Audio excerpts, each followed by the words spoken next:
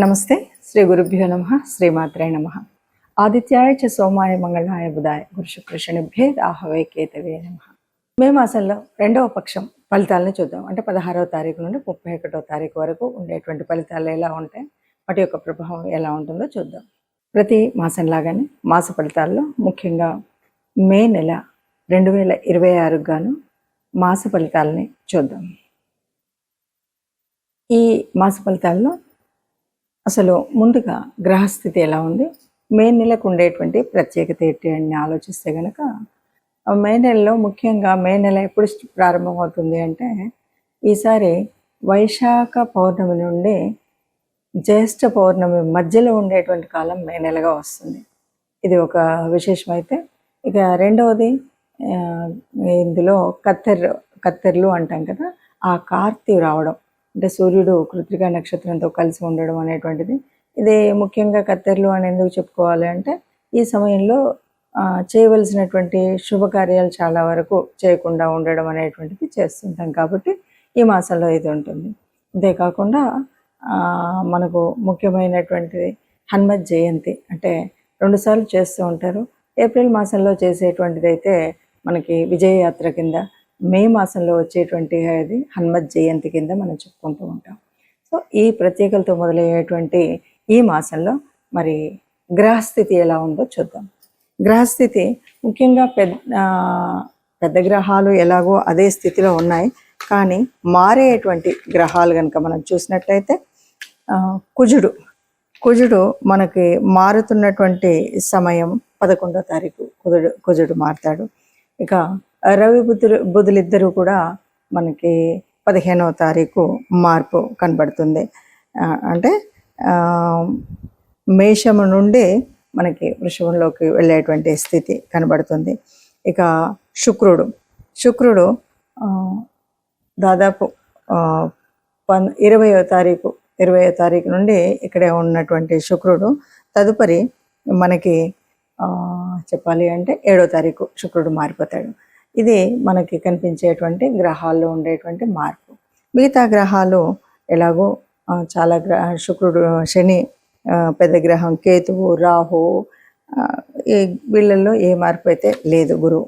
సరే, ఇలా ఉన్నటువంటి పరిస్థితుల్లో మరి ఒక్కొక్క రాశికి 12 రాశులకు ఫలితం ఎలా ఉంటుంది అంటే చిన్న చిన్న మార్పులే ఉన్నప్పటికీ మొన్ననే మనకి గ్రహ కూటమి ఇలాంటివి మార్పులు జరిగినప్పటికీ ఏ మాసానికి ఆ మాసానికి మనం చూసుకుంటూ ఉన్నటువంటి పరిస్థితులలో ఈ మాసంలో వచ్చేటువంటి అంటే ఒక విద్య కానీ, వివాహంలో కానీ, లేదు పెట్టుబడులు పెట్టేటువంటి విషయంలో కానీ ఎలాంటి మార్పులు ఉంటాయి, మనం ఏం చేస్తే, ఏ గ్రహ అనుగ్రహం పొందితే, ఏ దైవానుగ్రహం పొందితే మనకి ఏ కష్టం లేకుండా ఉంటుందో చూద్దాం.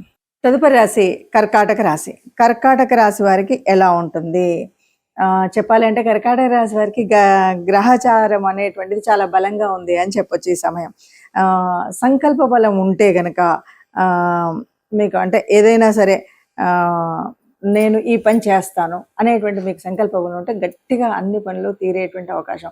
ఇప్పటి వరకు మనం చేయాలనుకున్నవి చేయలేనప్పుడు, ఇప్పటి వరకు మనం చదవాలనుకున్న దాంట్లో సీట్ రానప్పుడు, ఇప్పటి వరకు మనం ఏదో కొందాం అనుకున్నాం, ఏదో చేద్దాం అనుకున్నాం, ఇవన్నీ కూడా పెండింగ్లో ఉన్నటువంటి పని ఉంటే గట్టిగా ఏది ఏమైనా నేను చేయగలుగుతాను గట్టి సంకల్ప బలం ఉంటే మాత్రం తప్పనిసరిగా ఈ మాసంలో మీరు ఆ పనిని ప్రారంభం చేయగలుగుతారు. ఆ పనిలో పురోగతి తప్పకుండా లభిస్తుంది.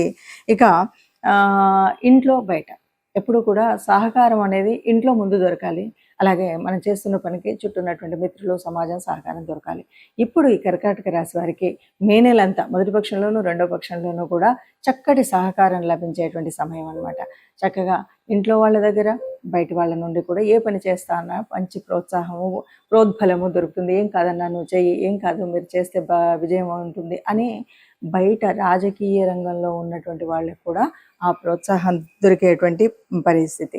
ఇక అంతేకాదు, మనం గౌరవ ప్రతిష్టలు అంటారు కదా, ఈ సమయంలో చక్కటి గౌరవ ప్రతిష్టలు పెరిగేటువంటి స్థితి ఉంది. ఇక అవసరాలు, మనకు చాలా అవసరాలు ఉన్నప్పటికీ ఈ అవసరాలను తీరే విధంగా అనువైన విధంగా ఆదాయం అయితే ఉంటుంది. ఏదేమన్నా అంటే మనకు ఇవన్నీ చేస్తున్నా కొన్నిసార్లు ఏమవుతుందంటే డబ్బు లేకపోవడం వల్ల అప్పులు చేయడం ఇలాంటివి ఉంటాయి కదా. అలా కాకుండా ఇప్పుడు మనం ఎంత ఆనందంగా ఉండి ఏ పనులు చేయాలన్నా మొదలు పెట్టడానికి ఆ సమయానికి అనుకూలంగా ఏదో రకంగా అవసరానికి డబ్బులు మాత్రం అందుతూ ఉంటాయి. ఇక ప్రభుత్వ పరంగా మనము ఏదో కొన్నింటి కోసం మనం అప్లికేషన్స్ పెట్టుకున్నాము, ఏవో కాలేదు అనుకుంటే ఆ విషయంలో కూడా ఇది వీలైన సమయం అని చెప్పాలి. ప్రభుత్వం ద్వారా మనం పొందేటువంటి లబ్ధిలు, సబ్సిడీలు ఇలాంటివి ఏవైనా ఉంటే చక్కగా అప్లికేషన్స్ పెట్టుకుంటే చక్కగా ఉపయోగం ఉండేటువంటిది. ఇక విదేశీయానం చేద్దాం అనుకుంటే మాత్రం అసలు ఉపకరించదనే చెప్పాలి. అట్లాగే స్థానచలనం కూడా, మన ఇల్లు మారిపోయి ఇంకో ఇంటికి వెళ్ళాలి, లేకపోతే ఏదో వెళ్ళాలి అనుకుంటాం కదా, ఇది కూడా అంత ఉపకరించేటువంటి పరిస్థితి అయితే ఉండదు. ఇక మిగతా విషయాల్లో అన్ని కనుక చూస్తే రెండు పక్షాల్లోనూ కూడా మొదటి పక్షంలో బాగుంటుంది, రెండో పక్షంలో బాగుంటుంది అని గట్టిగా చెప్పొచ్చు. దీనికి ముఖ్యంగా కొంతమంది అరే మేము అన్నామండి, మీరు చెప్పింది విన్నాం కానీ మాకేం అనిపించలేదు అంటే, ఇక్కడ మనం మొట్టమొదటిగా చెప్పుకున్నటువంటిది సంకల్ప బలం ఉండాలి. ఇది ఏది ఏమైనా నేను చేస్తాను, నేను చేయగలుగుతాను అని మొదలు పెట్టండి, చక్కగా పూర్తి చేయగలుగుతారు అని చెప్పి. ప్రత్యేకంగా కనుక మనం చూసినట్టయితే ఈ మాసంలో మనం ఫలితాలన్నీ కూడా కొన్ని రాశులకు చాలా కొన్ని రాశులు అంటే అందరికి వేయలేం కదా. ఈ మాసంలో మనం చూసినటువంటి ఫలితాలను కనుక చూసినట్టయితే గ్రహ సంచారం వల్ల అంటే మారుతున్నటువంటి 4 గ్రహాల మూలంగా జరిగేటువంటి పరిస్థితి.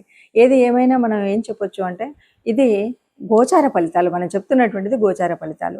జన్మజాతకంలో ఉండేటువంటి దానికి గోచార ఫలితానికి తేడా ఉంటుంది తప్పనిసరిగా. ఎందుకంటే జన్మకుండలిలో మనకు అప్పటికే ఉన్నటువంటి నడుస్తున్నటువంటి దశ అంతర్దశలు ఎలా ఉన్నాయి, ఇప్పుడు ఉన్నటువంటి పరిస్థితి ఏంటి అన్నది తెలియచ్చు. ఇది కేవలం గోచారం అంటే కోటాను కోట్ల మందిలో కొంతమందికి మాత్రమే, అంటే ఒక 30% ఆఫ్ ద పీపుల్కి ఇది కరెక్ట్గా ఎగ్జాక్ట్గా కరెక్టే ఉంది అనిపిస్తుంది.